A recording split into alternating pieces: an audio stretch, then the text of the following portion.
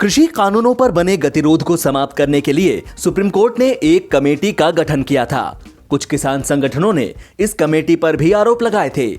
Supreme court ने इस पर बुधवार को नाराजगी जाहिर की और कहा कि उसने कमेटी को फैसला सुनाने का कोई अधिकार नहीं दिया है। प्रधान न्यायाधीश एस.ए. बोबड़े, न्यायमूर्ति ए.एस. बोपन्ना और न्यायमूर्ति वी. राम सुब्रमण्यम की पीठ ने समिति से जुड़े मामले पर कहा कि पीठ ने समिति में विशेषज्ञों की नियुक्ति की है क्योंकि न्यायाधीश इस मामले के विशेषज्ञ नहीं हैं। दरअसल शीर्ष अदालत ने 4 सदस्यीय एक कमेटी गठित की थी, जिसके बाद कुछ किसान संगठनों ने ये आरोप लगाया था कि समिति के कुछ सदस्यों ने पूर्व में कृषि कानूनों का पक्ष लिया था। विवाद को देखते हुए कमेटी के एक सदस्य समिति से हट गए थे। पश्चिम बंगाल विधानसभा चुनाव जीतने के लिए बीजेपी एड़ी चोटी का जोर लगा रही है। हालांकि सवाल बार बार खड़ा होता है कि ममता बनर्जी का सामना करने के लिए आखिरकार बंगाल में बीजेपी किसे मुख्यमंत्री का चेहरा बनाकर चुनाव लड़ेगी। अब राज्य में बीजेपी के प्रभारी कैलाश विजयवर्गीय ने साफ कर दिया है कि उनकी पार्टी बिना मुख्यमंत्री के चेहरे की ही पश्चिम बंगाल विधानसभा चुनाव लड़ने जा रही है।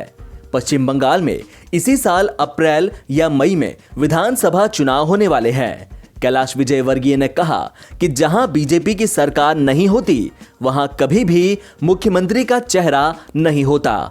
इसलिए पश्चिम बंगाल में भी बीजेपी की तरफ से मुख्यमंत्री का कोई चेहरा नहीं होगा।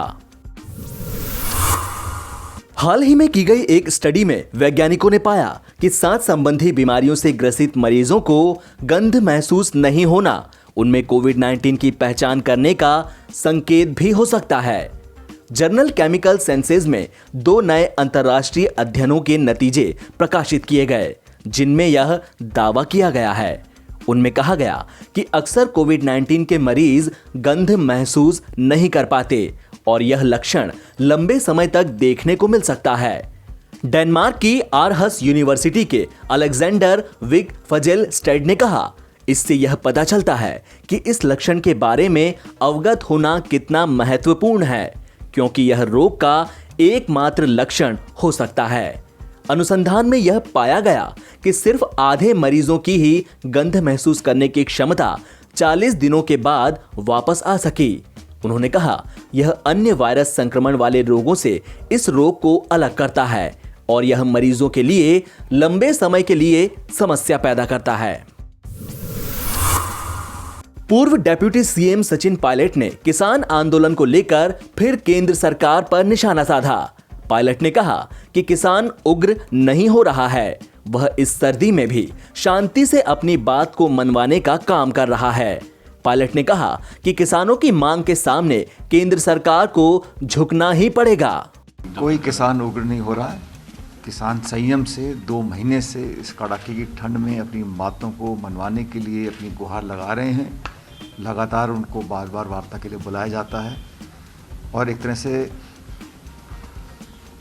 उनको थकाने की कोशिश केंद्र सरकार कर रही है। और हम लोगों ने पहले भी कहा कि हमारी पार्टी किसानों के साथ है।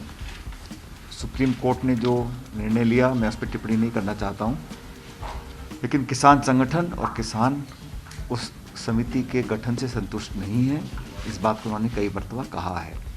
हम इतना चाहते हैं कि जो किसानों की मांग है कि तीनों कानूनों को वापस लिया जाए, इस पर सरकार को कार्रवाई करनी चाहिए, क्योंकि बहुत लंबा समय हो गया, अनेकों लोगों की जान चली गई।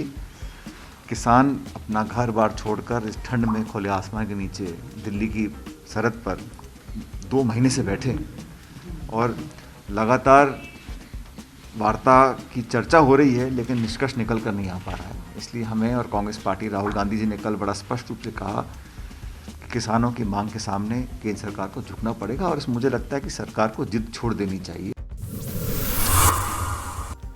अमेरिका में सत्ता बदलाव से बड़ी उम्मीदें पालने वाले चीन और पाकिस्तान को करारा झटका लगा है। अमेरिका में शपथ ग्रहण करने जा रहे जो बाइडेन प्रशासन ने साफ कर दिया है कि लद्दाख में भारतीय जमीन पर नजरें गड़ाए बैठे चीन के खिलाफ अमेरिकी सख्ती ट्रंप प्रशासन की तरह से ही जारी रहेगी। वहीं कश्मीरी आतंकवादियों को पालने वाले पाकिस्तान को भी बाइडेन प्रशासन ने लश्कर-ए-तैयबा और अन्य भारत विरोधी आतंकवादियों के खिलाफ कार्रवाई करने के लिए आगाह किया है।